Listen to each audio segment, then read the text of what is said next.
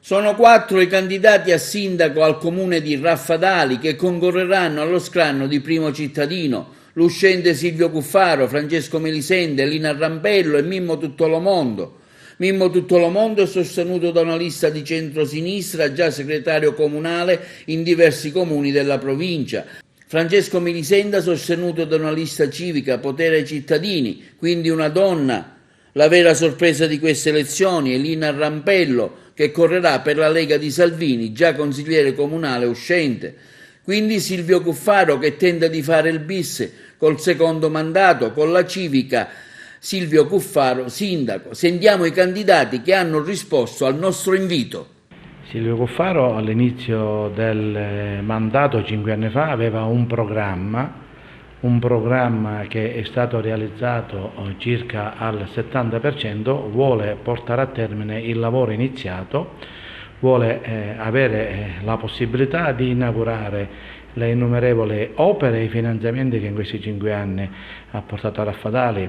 Io sono soddisfatto innanzitutto della mia gente, dei cittadini di Raffadali che mi hanno fatto fare sempre bella figura. Diciamo che ho lavorato e ho avuto un'equipe di dirigenti e impiegati comunali che mi hanno permesso a me di fare bella figura, di portare finanziamenti nel mio territorio, di creare occupazione e di creare sviluppo. Ho deciso di candidarmi a sindaco di questa meravigliosa cittadina che è il comune di Raffadali, perché gli amici mi hanno chiesto di spendermi e per l'amore immenso che ho per questo mio paese. La prima cosa che faccio per il mio paese è quella di fare le spese giuste e non a fine clientelare ed elettoralistiche. Sicuramente farò spese oculate che aiutano tutti i cittadini del Raffadale e non pochi come viene fatto con il clientelismo da parte di alcuni.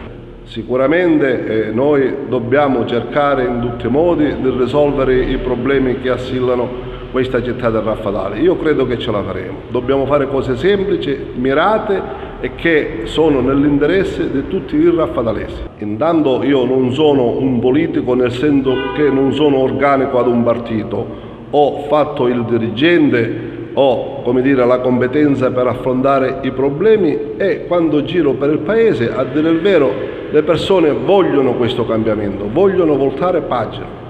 Raffadale, come tutta la Sicilia, è saldamente ancorata al feudalesimo.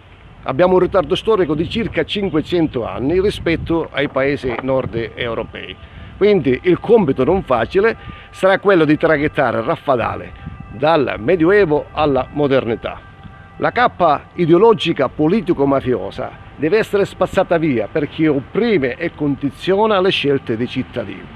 Non è concepibile che nell'era del terzo millennio si continui ad ossequiare, ad osannare personaggi squallidi e corrotti che della politica ne hanno fatto un mestiere.